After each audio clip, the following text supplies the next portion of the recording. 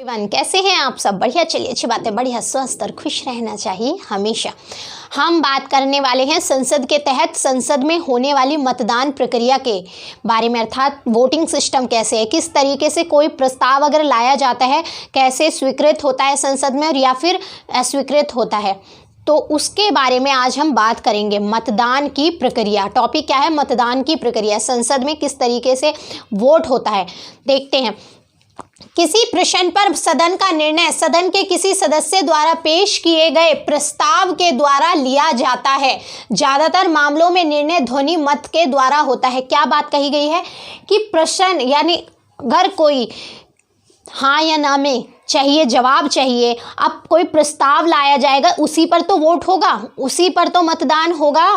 मतदान की प्रक्रिया ऐसे नहीं होगा ना कि भाई मन कर रहा है चलिए वोटिंग सिस्टम करवा लेते हैं, मतदान खेल लेते हैं। नहीं, अब कोई किसी सदस्य के द्वारा कोई प्रस्ताव लाया गया होगा सदन में। सदन अर्थात लोकसभा और राज्यसभा, सदन बोलते हैं उसको। संसद के दो सदन होते हैं, लोकसभा और राज्यसभा, पहले भी बता चुकी हूँ मैं आपको। तो यही बात की जा रही है कि अगर कोई प्रस्ताव लाया गया होगा उसी पर तो मतदान होगा। तो यही बात यहाँ कही जा रही है कि संसद के सदस्य के द्वारा मतदान के लिए प्रस्ताव लाया जाता है, उस पर मतदान होता है। पक्ष विपक्ष में, कुछ लोग पक्ष में होते हैं, कुछ विपक्ष में होते हैं। तो ये बात कही जा रही है कि ज़्यादातर जो मतदान प्रक्रिया होती है, ज़्यादातर मामलों में निर्णय ध्वनि मत के द्वारा लिया जाता है। क्या कहा जा रहा है कि ज़्यादातर मामलों में निर्णय ध्वनि मत के द्वारा लिया जाता है। ये जो पोर्शन चल रहा है संसद का, जैसे ये मतदान की प्रक्रिया स्टेप बाय स्टेप है, इसमें समझने के लिए ज़्यादा कुछ नहीं है, परंतु आपको स्टेप पता होना चाहिए कि पहले क्या होता है, उसके बाद क्या होता है, मतदान प्रक्रिया क्या होती है, उसके क्या क्या प्रोसेस है। तो समझने के लिए, बस देखने के लिए है कि हाँ स्टेप ऐसा है, स्टेप ऐसा है, स्टेप, ज़्यादा कुछ समझाना नहीं है इसमें, बस आपको स्टेप वाइज पता रहना चाहिए। उसके बाद ये होता है मतदान की प्रक्रिया में, मतदान इस तरीके से होता है। क्लियर? तो ज़्यादातर मतदान होते हैं ध्वनि मत से। ध्वनि मत क्या होता है, मैंने आपको पहले भी सजेशन दिया है, पहले भी सजेस्ट की है बात कि आप एक बार लोकसभा या राज्यसभा का चैनल, वहाँ की प्रक्रिया जाकर देख लीजिए। आप देखते हैं जैसे अध्यक्ष महोदय बैठे होते हैं, जो भी पीठासीन अधिकारी होते हैं, अगर कोई प्रस्ताव लाया गया है और उस पर मतदान हो रहा है ध्वनि मत, तो कहते हैं सदस्य हाँ कहें, सदस्य ना कहें, इस तरीके से बोलते हैं। और उसके बाद जिसमें उनके हिसाब से, उनकी राय में जो हाँ वाले अगर ज़्यादा होते हैं तो बिल्कुल कह देते हैं कि वोट, बोलते हैं इस तरीके से कि मेरी राय में वोट हाँ में, मत हाँ में ज़्यादा पड़े हैं तो बिल्कुल पास हो जाएगा। अगर ना में पड़ेंगे कि मेरी राय में ना में पड़े हैं, तो इस तरीके से देखिए, जब आप देखेंगे ना चीज़ों को तो आपको रियलिटी में पढ़ेंगे और उसके बाद देखेंगे, टीवी पर कार्रवाई को देखेंगे आप, तब आपको पता चल जाएगा और आप संसद में जा भी सकते हैं। संसद के अंदर कार्रवाई किस तरीके से होती है उसको साक्षात तौर पर देखने जा भी सकते हैं, परंतु उसके लिए आपको अपने यहाँ के सांसद के थ्रू जाना पड़ेगा। वो आपको एक पास बना कर देंगे अपने सिग्नेचर करके, तब आप वहाँ पर जा सकते हैं। भाई हमारे देश की संसद है, बहुत महत्वपूर्ण स्थान है। ऐसे ही कैसे चले जाएंगे सीधा कि जी हम संसद देखने आए हैं, संसद की कार्यवाही, ऐसे नहीं जा सकते, परंतु जा सकते हैं।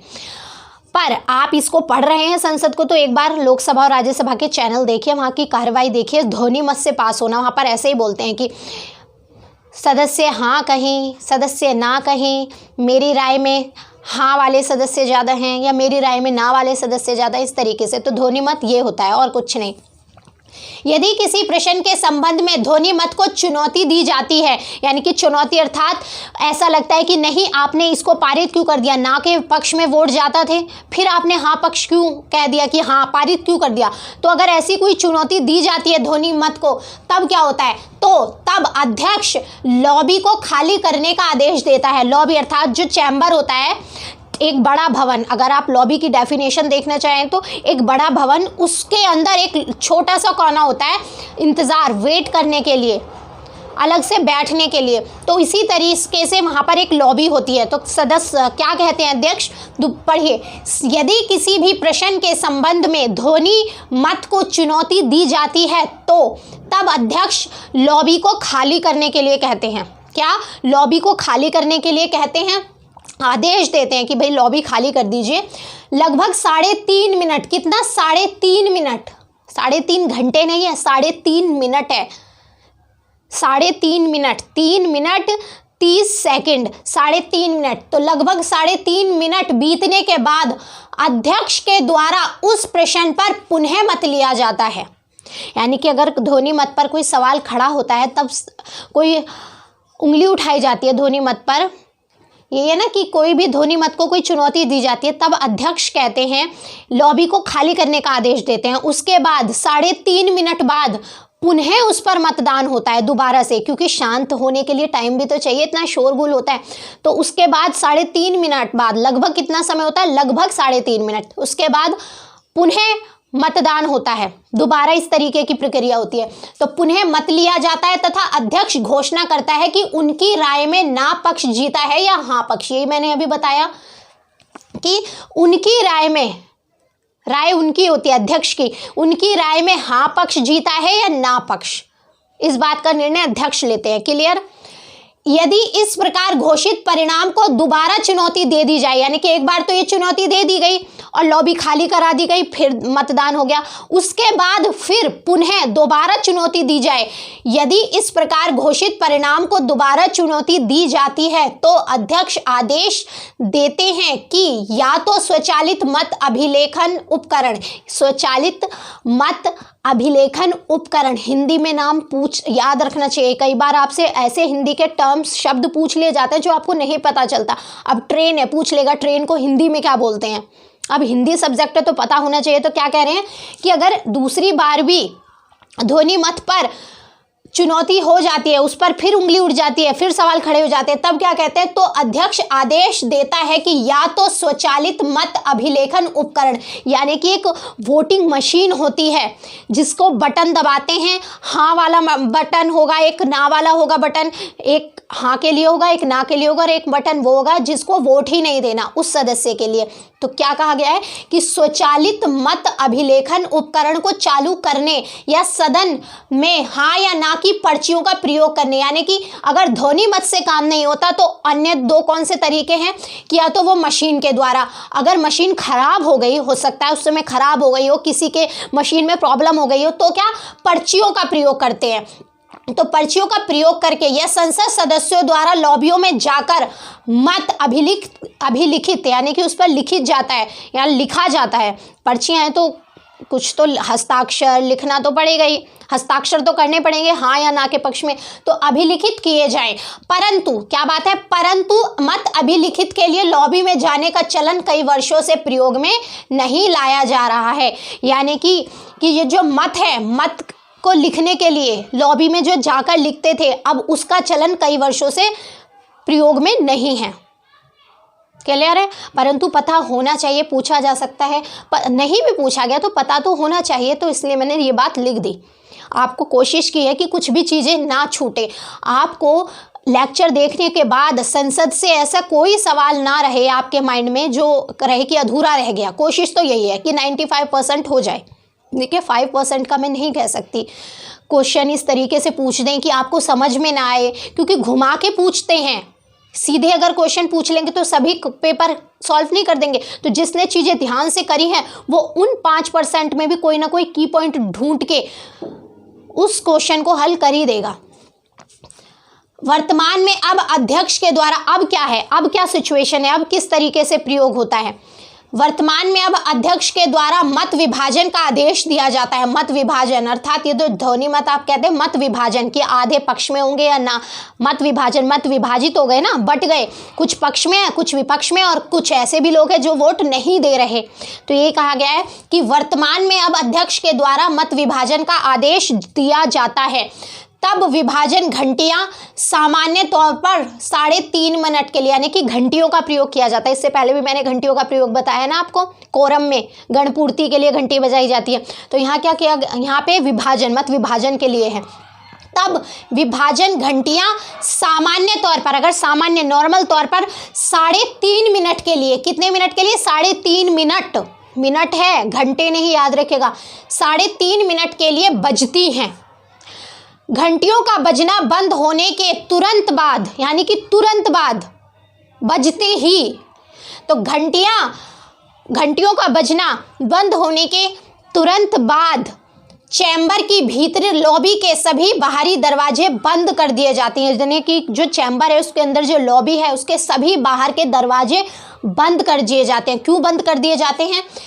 बंद कर दिए जाते हैं ताकि मत विभाजन पूरा होने तक कोई अंदर प्रवेश ना कर सके। तो क्लियर रखिएगा, ये प्रोसेस हो गया पहला। अब क्या होता है? स्वचालित मत अभिलेख प्रणाली। अगर मशीन के द्वारा वोट हो रहा है, क्या बोला गया है, नाम क्या है पूरा? जैसे आप ईवीएम देखते हैं, ईवीएम मशीन का प्रयोग किया जाता है ना चुनाव के लिए, तो यहाँ पर एक मशीन है, उसका हिंदी नेम है स्वचालित, यानी कि स्वचालित अपने आप चलने वाली स्वचालित मत अभिलेखन।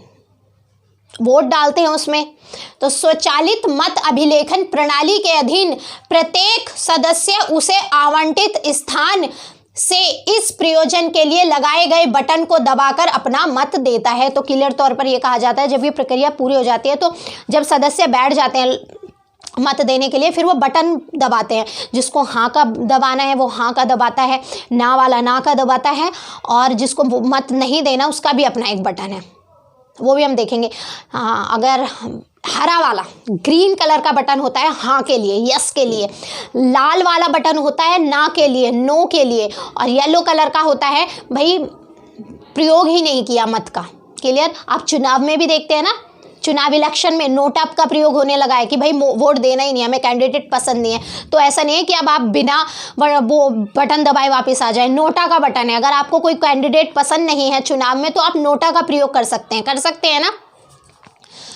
तो प्रत्येक सदन की सीट पर एक ही पुश बटन सेट, क्या बोलते हैं इसे? Push button set. एक सीट पर एक पुश बटन सेट होगा। तो प्रत्येक सदस्य की सीट पर एक ही पुश बटन सेट लगाया जाता है। इस सेट में एक मार्गदर्शी बत्ती होती है, देखते हैं ना, रेड लाइट, येलो लाइट, पीली, एक बत्ती होती है कि भाई ऑन हो गई ऑफ हो गई, तो बत्ती लगी होती है, मार्गदर्शी बत्ती, तथा 3 पुश बटन लगे होते हैं। पुश प्रेस करते हैं ना, उनको प्रेस करेंगे तभी तो वोट डलेगा।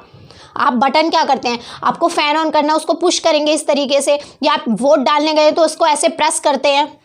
एक है कि तथा 3 पुश बटन लगे हैं। हरे रंग का बटन हाँ के पक्ष में तथा लाल रंग का बटन ना के पक्ष में, व काले रंग का बटन मतदान के लिए अप्रयोग का है। काले रंग का अगर अप्रयोग का पूछा जाए, मैंने अभी पीला बताया, वो पर्चियों में पीला है। पर्चियों में अगर आपको मत अप्रयोग करना है तो वहां पे येलो रंग है, परंतु इस मशीन पे पुश बटन मशीन के लिए जो अप्रयोग, यानी कि अगर आपको मत नहीं डालना तो ब्लैक कलर है। क्लियर रखिएगा दोनों बात। तो काले रंग का बटन मतदान के अप्रयोग का है। इनके साथ तार के साथ लटकता पूरा स्विच भी लगाया जाता है।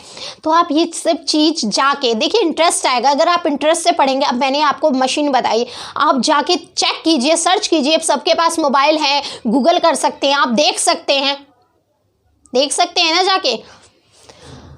मतदान का परिणाम आने के बाद अध्यक्ष द्वारा मत विभाजन के परिणाम की घोषणा की जाती है। तो जब ये सारा प्रोसेस हो जाएगा तो रिजल्ट भी घोषित किया जाएगा। तो रिजल्ट किसके द्वारा घोषित किया जाता है? अध्यक्ष के द्वारा घोषित किया जाता है कि हाँ में वोट ज़्यादा है या ना में ज़्यादा है। जो जिसके पक्ष में प्रस्ताव होगा, मतलब वोट ज़्यादा होंगे जिसके, तो पारित हो जाएगा प्रस्ताव, नहीं में होंगे तो नहीं पारित होगा, हाँ में होंगे तो पारित हो जाएगा। क्लियर? तो आपसे पूछा जा सकता है घोषणा करता कौन है? अध्यक्ष करता है, या वहाँ पर जो पीठासीन अधिकारी होता है। ज़रूरी नहीं है हमेशा अध्यक्ष ही बैठ के कर रहा हो।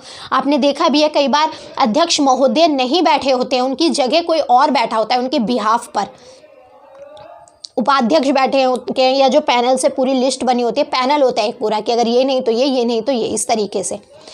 दूसरा, पर्चियों के वितरण की विधि का प्रयोग में लाया जाता है। यानी कि दूसरी विधि कौन सी? एक तो ये मशीन वाली है, दूसरी पर्चियों वाली विधि है, पर्ची स्लिप सिस्टम।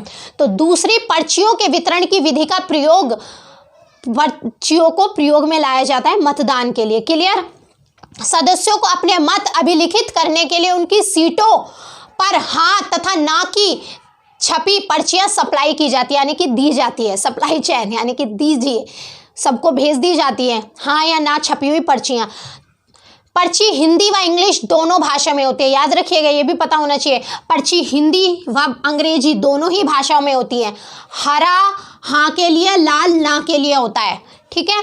सदस्यों में इससे ही अपेक्षा की जाती है कि वे समुचित स्थानों पर अपने हस्ताक्षर करके क्या होता है, उस पर साइन किए जाते हैं। हस्ताक्षर तथा अपने नाम, विभाजन संख्याएं और तारीख साफ साफ लिखकर अपने पसंद के अनुसार मत अभिलिखित करें। क्या क्या भरा जाता है पर्चियों में, एक तो साइन किए जाते हैं, हस्ताक्षर साइन किए जाते हैं, दूसरा नाम, विभाजन संख्याएं तथा तारीख, डेट के लिए, ये सारी चीजें उस पर्ची में सदस्य के द्वारा भरी जाती हैं।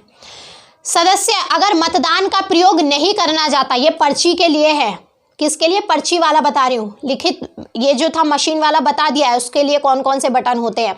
अब पर्ची के लिए, सदस्य अगर मतदान का प्रयोग नहीं करना चाहते तब पीले रंग की पर्ची मतदान अप्रयोग करते हैं। मतलब ये जो पर्ची है सदस्य, इसको क्या बोलते हैं, पीले रंग की पर्ची को मतदान अप्रयोग पर्ची।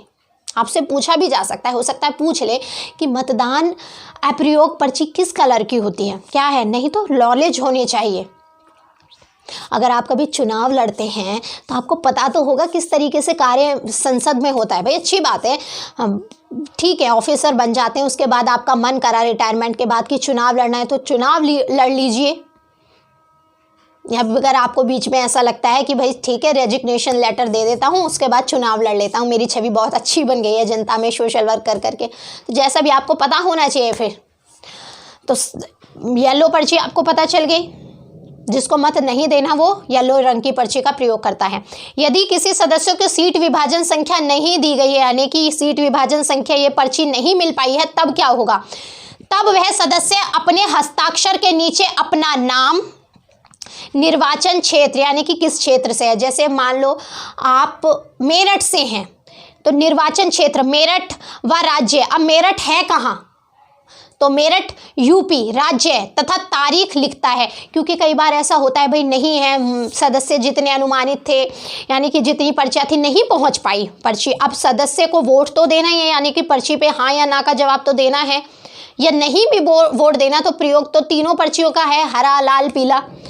तो क्या करेगा वो सदस्य कि हस्ताक्षर करेगा, अपना नाम जो अलग से उसको पेपर प्रोवाइड कराया जाएगा। कई बार आप देखते हैं ना, अच्छा ठीक है बेटा तुम्हारा नाम इस लिस्ट में नहीं है तो ऐसा करो अलग से पेपर ले लो और इस पर अपना एड्रेस, नाम, अपना राज्य, अपना क्षेत्र सब लिख दो। तो इसी तरीके से कि अच्छा आपके लिए ये चीज़ें नहीं आई, आपके लिए मत विभाजन संख्या नहीं आई है तो आप अलग से ये पेपर लो और इस पर ये चीज़ें लिख दो, तो हमें पता चल जाएगा कि आपका मत है हाँ में या ना में। ठीक है, तो हस्ताक्षर के नीचे अपना नाम, निर्वाचन क्षेत्र, राज्य तथा तारीख लिख दी जाती है। सभा पटल पर तैनात अधिकारी, यहाँ पर यानी कि जो उस समय वहाँ पर अधिकारी होता है, मैंने आपको पहले भी बताया सारे कार्य संसद के द्वारा कर लिया जाता है, परंतु वोट को गिनना वगैरह क्या वो लोग करते नहीं, वहाँ के अधिकारी करते हैं। तो सभा पटल पर तैनात अधिकारी हाँ पक्ष या ना पक्ष तथा मतदान अप्रयोग पर्चियों की छानबीन करता है, वह मतों की गिनती करता है तथा परिणाम निकालता है। तो जब ये सारा प्रोसेस खत्म हो जाता है, समाप्त हो जाता है, तो कौन देखता है, कौन ये देखता है, कौन छानबीन करता है कि हाँ के पक्ष में कितने वोट हैं, ना के पक्ष में कितने वोट हैं और किन लोग कितने पक्ष मत अप्रयोग में, यानी कि कितने वोट ऐसे हैं, कितने मत ऐसे हैं जिन्होंने प्रयोग ही नहीं किया मतदान का। तो ये कार्य कौन करता है छानबीन का, ये करते हैं सभा पटल के अधिकारी, यानी कि वहाँ पे मौजूद जो अधिकारी होता है वो करता है। परिणाम की घोषणा पीठासीन अधिकारी करता है। क्या कहा गया है, परिणाम की घोषणा। तो आपसे पूछा जा सकता है कि क्या परिणाम की घोषणा अध्यक्ष करता है, अगर अब बिल्कुल आपने अध्यक्ष पढ़ा है तो आप अध्यक्ष लगा देंगे, बिल्कुल करता है, परंतु हो सकता है वहाँ पर अध्यक्ष उस समय ना हो, अध्यक्ष की जगह उपाध्यक्ष बैठे हों, तो क्या लिखा है कि पीठासीन अधिकारी करता है, जो भी उस समय उस सभा की बैठक कर रहा होगा, बैठक की अध्यक्षता कर रहा होगा, वही होता है पीठासीन अधिकारी, तो वही घोषणा करेगा। क्लियर रखिएगा, तो परिणाम की घोषणा पीठासीन अधिकारी करता है, अध्यक्ष करता है बिल्कुल ठीक, या पीठासीन अधिकारी करता है, तो ये आ जाता है। और दोनों ऑप्शन में से आ जाते हैं कि सभा की यानी कि ये पूछा जाता है आपसे कि घोषणा अध्यक्ष करता है, और उसके नीचे ऑप्शन ये भी है कि पीठासीन अधिकारी करता है, तो ज़्यादा तब प्रेफरेंस आप पीठासीन अधिकारी को देंगे, क्योंकि ज़रूरी तो नहीं है कि उस बैठक की पर्टिकुलर बैठक की अध्यक्षता अध्यक्ष ने की हो सकता है उपाध्यक्ष ने की हो, या उपाध्यक्ष ने भी ना की हो, जो आगे पैनल तो बना हुआ है, लिस्ट है कि भाई ये होगा, उनमें से किसी ने की हो, तो पीठासीन अधिकारी को ज़्यादा प्रेफरेंस देनी है। अगर पीठासीन अधिकारी नहीं है, सिर्फ अध्यक्ष है, तो बिल्कुल अध्यक्ष को कहने हैं, बिल्कुल करते हैं अध्यक्ष। पीठासीन अधिकारी प्रथम बार में वोट नहीं देता। इन सारी प्रक्रिया में ये जो वोट मतदान का प्रोसेस चल रहा होता है, इसमें जो पीठासीन अधिकारी होता है वो वोट नहीं देता है। परंतु पहले भी मैंने आपको बताया, परंतु अगर मत बराबर होते हैं, यानी कि 20 हाँ में पड़े हैं और 20 ना में पड़े हैं, तब निर्णायक मत दिया जाता है पीठासीन अधिकारी के द्वारा। क्लियर? ये बात भी याद रखिएगा।